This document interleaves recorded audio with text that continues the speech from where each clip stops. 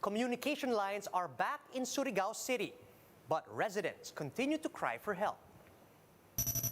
Another brewing storm outside the Philippine area of responsibility is forecast to affect Surigao once again.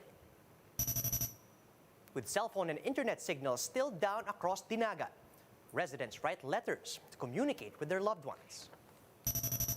The World Health Organization asks the public to hold off on holiday festivities for now, amid the threat of the Omicron variant. And the Limitless App Masters are now the first ever two-time champions in PBA 3x3 history.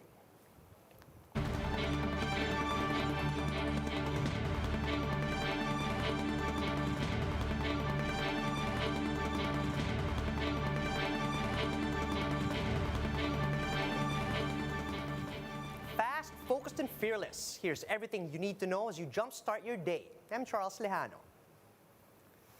With power and communication lines still down, some Dinagat residents go old school as they write letters to touch base with their loved ones. Mobile journalist Jacob Lazaro gives us the front seat to the story.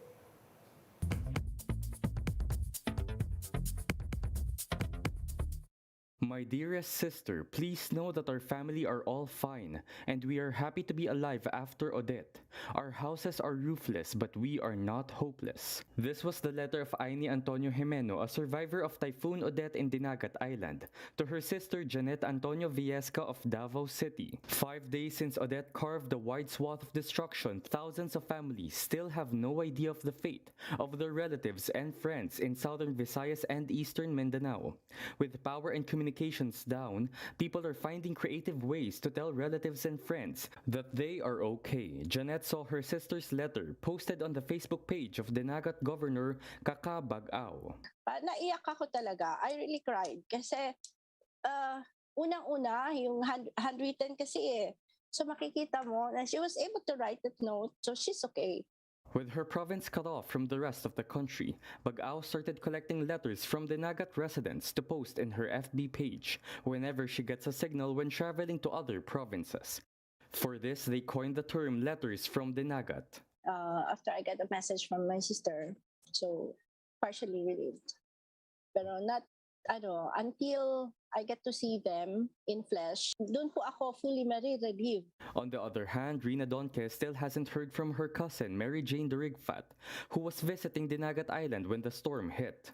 Dahil po siguro sa walang kuryente, hindi sila makapag-charge, kaya hindi sila nakapag-contact sa amin. Ganun po yung nasa isip.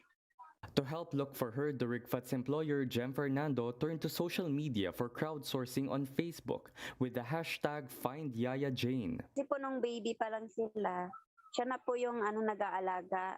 Pag kasi wala ka doon, hindi mo alam yung nangyayari. Lahat ng senaryo maiisip mo eh. I've been there. There is hope. Manalangin tayo. Let us pray to God na ma-protect sila, na ma-protect yung mga victims. Mobile journalist Jacob Lazaro, we are One News. Bohol is asking for more help from the national government as the province was left heavily devastated by Typhoon Odette. On One News' The Big Story, Bohol Governor Arthur Yap said residents are in dire need of food, water, power, and fuel. He says that although the local government has distributed some food packs, the supply is not enough for the almost 400,000 families affected in the province. Yap also noted that Bohol could use more support from the national government, especially from agencies like the DPWH and DSWD. The official called on the DPWH to help the LGU clear roadways, and this is to assure the free flow of traffic and transport of donations to affected areas. The DSWD, on the other hand, made commitments to provide food packs for Odette victims. But Yap says logistical problems seem to hamper relief operations. I think it's really a logistical problem on the part of the DSWD na hindi nila may pasok for one reason or another. A measly 35,000 food packs was committed, and right now they're saying that 17,500 will still arrive 2 days from now. So sinabi ko, bakit those are, Robbie, those are AIC's funds, no? They can just download it to the provincial government. We have protocols for that. Kami nang bibili. We've got hundreds of volunteers here. We've got warehouses and jeeps that are ready to pack this food. So ibaba nyo na lang yung pondo sa provincial government. We will now pack the food and start distributing it. Okay. The Coast Guard is here. The Navy is here. The Philippine Air Force is here. The volunteers are here. Wala lang pagkain, walang food pack, walang tubig. An event canceled is better than a life canceled. That's the warning given by the World Health Organization as they appeal to Filipinos to hold off on Christmas celebrations for now. This as the threat of the Omicron variant becomes more and more real. Greg Gregorio reports. With 3 days left before Christmas, Filipino families are expected to reunite for some merrymaking. However, the World Health Organization is appealing for everyone to pause celebrations for now. This over the growing threat of the Omicron variant across many countries. There is now consistent evidence that Omicron is spreading significantly faster than the Delta variant. An event cancelled is better than a life cancelled. WHO data says Omicron has now been detected in 89 countries and is already the dominant variant in South Africa, where it was first detected. They say there's also a possibility that it might also become the dominant variant in the European region in 2 months. More than 62,000 cases have been recorded so far. America is already seeing a surge in Omicron cases. One positive with the new variant died. In Singapore, 71 cases of the new variant have been detected. Meanwhile, here in the Philippines, 3 Omicron positive cases have been detected. All are international travelers. But Octa Research Group says there's still no room for complacency.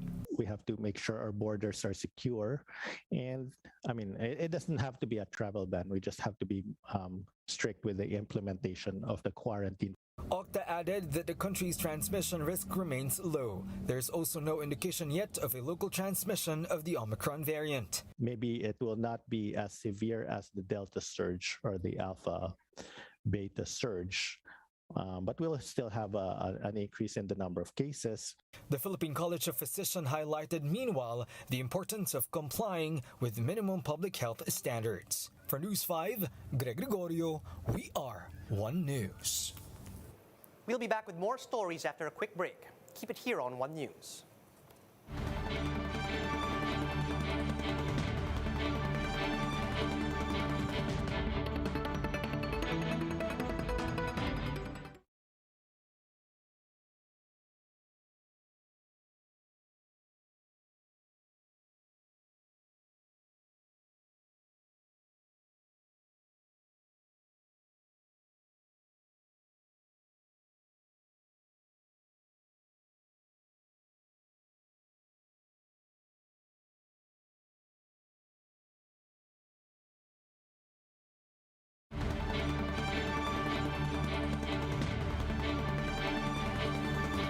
You're still watching One News Now. I'm Charles Lejano.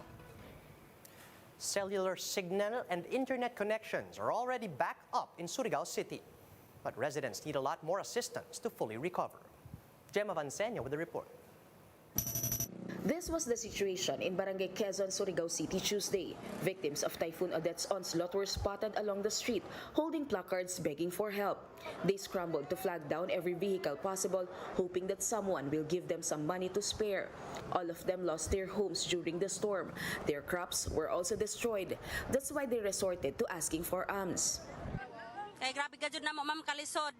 Tapos ma'am, hirap na hirap talaga kami, ma'am. Ang mga bahay namin nasira. Ang mga damit namin natabunan na ng lupa dahil sa bagyo. Ang pagkain talaga, ma'am, wala. Gutom na kami. May tanim kami pero natabunan naman ng landslide. Rocky burst into tears while narrating the trauma and hardship the typhoon caused them. Despite the devastation, the hustle continues as Rocky has mouths to feed. Kami po nananawagan kang Pangulong Duterte, sana matulungan yung lungsod namin. Ang hirap-hirap na po namin dito, kahit tubig, pagkain, wala. Wala nabigay yung gobyerno. Gusto namin tulong. Tulungan ng Surigao na mabaon, mabangon. Yung pagkain lang po, wala na. Wala ho kayong ayuda, sir, na natatanggap? Wala po. Wala kami natatanggap. Gusto lang po namin matanggap. Sir, binagyo kayo, pero nagnegosyo na lang kayo. Oo, negosyo kahit walang pagkain eh. Gusto na, kahit yung tubig nga eh, wala kami nakuha. Wala talaga. Kailangan nyo Wasak yung bahay namin, wasak. Paninda namin, wasak. Kung anong maiabot nilang donation sa amin, okay lang po sa amin. Kung anong binigay yun, tanggap namin. They did receive help from the LGU, but they say it's not sufficient for their everyday needs. According to the Surigao del Norte's Disaster Risk Reduction and Management Office, almost 20,000 houses were destroyed by Odette in Surigao City, while 300,000 overall in the whole province. But in what seemed to be a slight glimmer of hope, cellular and internet connection in the city was restored Tuesday night. Still, banks and ATMs remain closed as some businesses are just starting to recommence operations. Businessman June Tupas now appeals for help from fellow Surigao residents who were hardly affected by the storm. They said they cannot blame the LGU for the delayed response since they themselves have their own challenges in addressing every need. Totally what we need now is kung pwede lang magtulungan lahat, di ba? Yes. Wala, lahat tayo biktima eh. Ako, I understand the local government kasi sila din biktima eh. Ang wish lang namin, hopefully yung tagalabas, silang tutulong sa amin. Di ba? From other provinces na hindi na ano. Kasi hindi natin lahat kami biktima eh. Aside from donations, the manpower needed to restore power lines have already arrived in the area. Today, the LGU is scheduled to deliver aid to the city's island barangays. For News 5, Jem Avancenia, we are One News.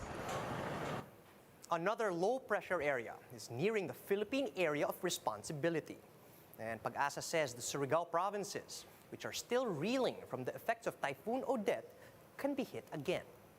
To tell us more about this, we have on the line Mr. Raymond Ordinario from the Pag-asa Weather Forecasting Center. Good morning, Raymond.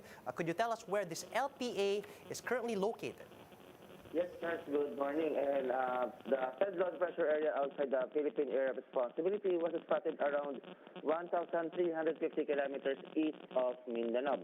The third low pressure area still have a slim chance to develop into a tropical depression in the coming days, but it is expected to enter the Philippine area of responsibility either this afternoon or until Friday. So we're still expecting some rain over the eastern section of Mindanao this coming Christmas Day, sir. Raymond, are we expecting this to develop into a tropical depression before or soon after entering the PAR? What kind of intensity are we looking at? Yes, sir. As of now, we're still looking on a slim possibility that it may develop into a tropical depression. However, this low pressure area might bring some rains over the eastern section of Mindanao, including the Surigao area. So we're still advising our folks living on those areas to be alerted of a possible impact of rains in the coming weekend. Raymond, you mentioned the area near Surigao. Would you be able to tell us what other areas are set to be directly affected by this LPA if it does reach the country? Yes, we're expecting some rains over the Davao region and including the Surigao provinces and Abusan provinces. So that's what we're looking at the provinces right now. So we're still looking on some possibility that it may also dissipate before it reaches the Mindanao area. All right, Raymond, what about today's weather? How will the weather be like today for Luzon, Visayas, and Mindanao? Yes, for today, we're affected by the intertropical convergence zone, bringing cloudy skies with scattered rain showers and thunderstorms over the Davao region. Meanwhile, we have a weekend amihan, then therefore we're expecting a generally fair weather condition, aside from some isolated rain showers or thunderstorms over here in Metro Manila and the rest of the country.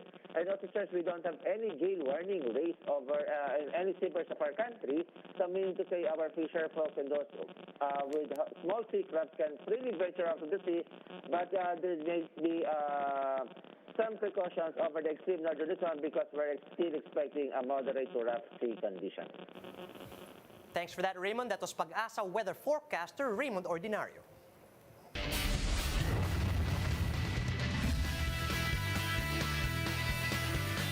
The Limitless App Masters have become the first two-time champions in PBA 3x3 history. The App Masters went toe-to-toe with the TNT Tropang Giga in the sixth leg finals yesterday. They escaped with a 21-18 win to repeat what they did in the fifth leg finals, where they also beat TNT for their maiden championship in the 3x3. Limitless TNT And the rest of the top 10 teams in the tour standings will return to action on December 29 for the grand finals of the first PBA 3x3 conference. Meanwhile, in the PBA Governors Cup, the Blackwater Bossing will attempt to break its 23-game losing streak against the Alaska Aces this afternoon. Their match will be followed by a showdown between Meralco and TNT at 5:30 in the afternoon. And that's how the day is shaping up to be.